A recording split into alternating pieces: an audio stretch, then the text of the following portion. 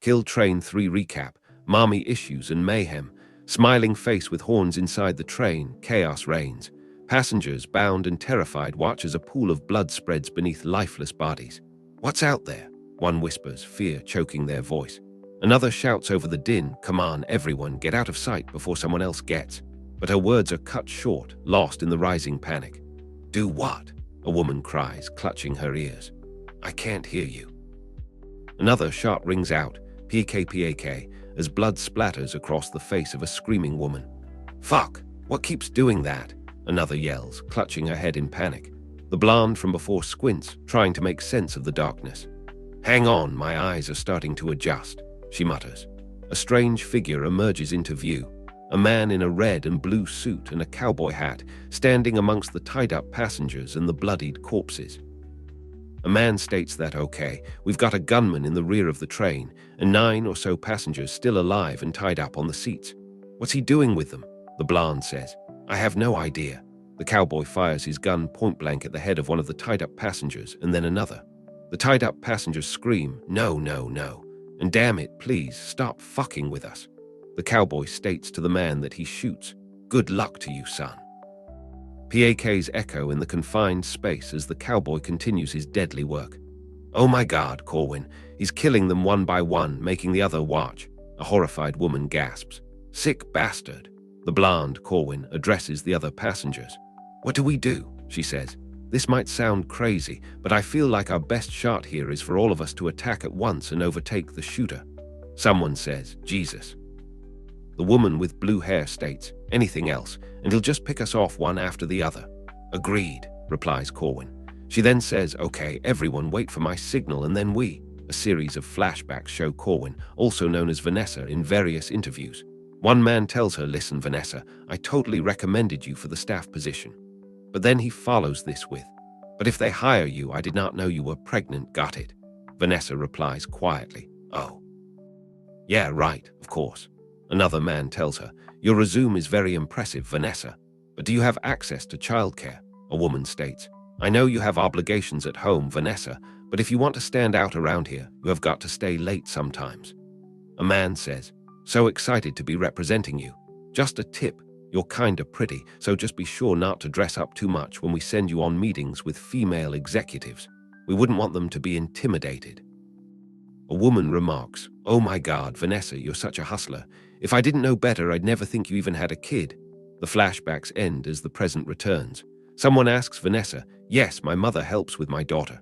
To which someone else replies, oh, okay. How much later do you need me to stay? Another person remarks, right. Dress down, no makeup, got it. To which Vanessa replies, thanks. She looks at the bodies on the floor. Oh, shit, she mutters. A companion remarks, you're seeing something weird again, aren't you? She replies, you betcha. The flashbacks come and go. The cowboy says to one of the women tied up, I knew you'd get it. Good luck on the interview, Vanessa. PAK, another person is shot point blank. Yeah, I'll let you know how it goes, says the person getting shot. The cowboy shoots another person. Just have to be sure the children are taken care of, you understand? Suddenly, Vanessa shouts, G.O. now, and charges the cowboy. Another person states, fuck, get down. CHACK Chuck. The cowboy readies his rifle to shoot. The cowboy unleashes a barrage of bullets. Rat-80-80-80-80-80. Passengers scream as the cowboy slaughters them. One calls out, do something, lady. No, no, they cry. But Vanessa, with a fierce roar, charges forward. Rah! A knife glinting in her hand, ready to strike. Rat-80-80-80-80. The cowboy continues to unleash hell. Got you now, you footless fuck.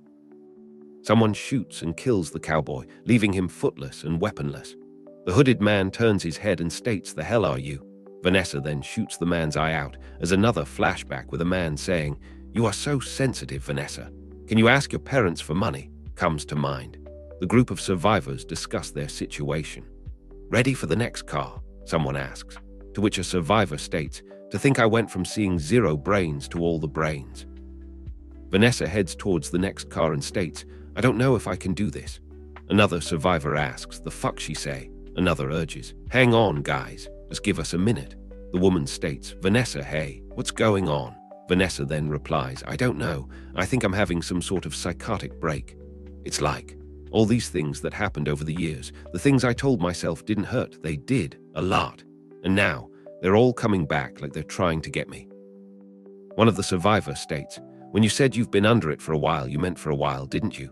Tears stream down Vanessa's face and she says, yeah, I think so. The survivor says, why didn't you call me? You could have reached out any time. Vanessa replies, I know. Nothing worked out the way I thought it would, and you always thought so much of me. The woman states, I was ashamed. And out of everyone, I couldn't have you thinking less of me. Vanessa cries, and now I'm having a mental breakdown, and I'm going to get us all killed.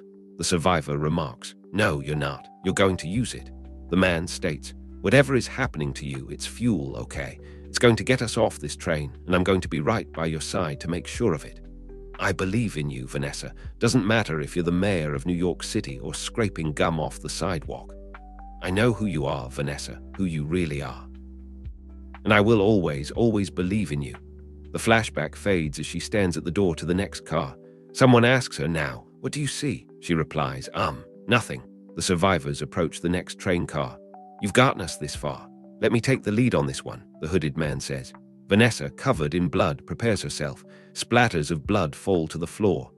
Or Bollywood weird Carmen in clutch. See, chivalry isn't. A survivor shouts, watch out.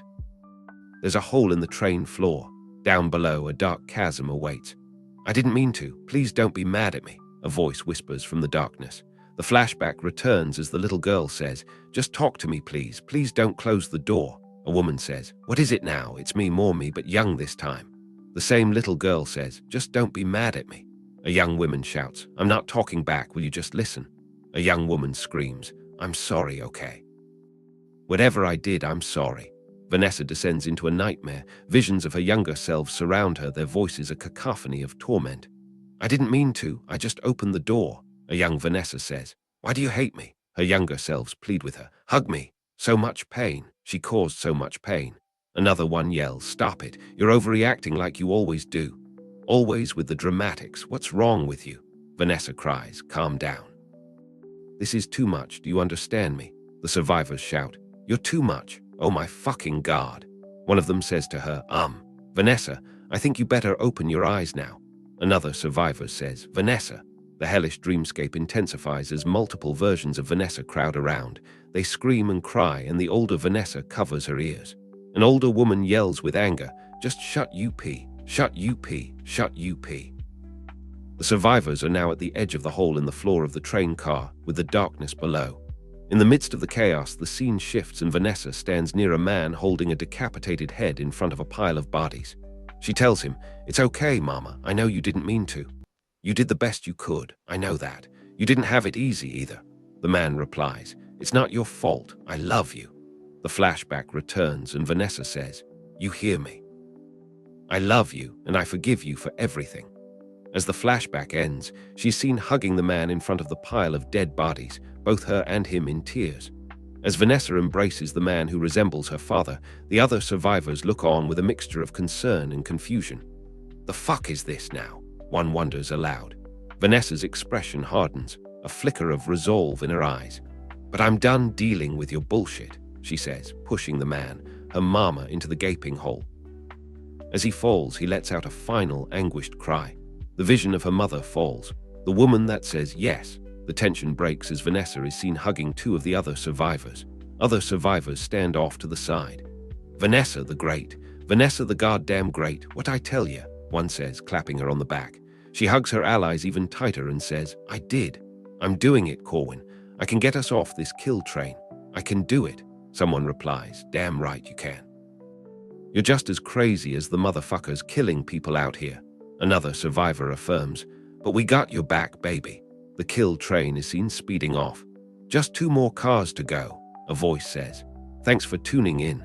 Stay curious, stay awesome, and don't forget to hit that subscribe button for more amazing content.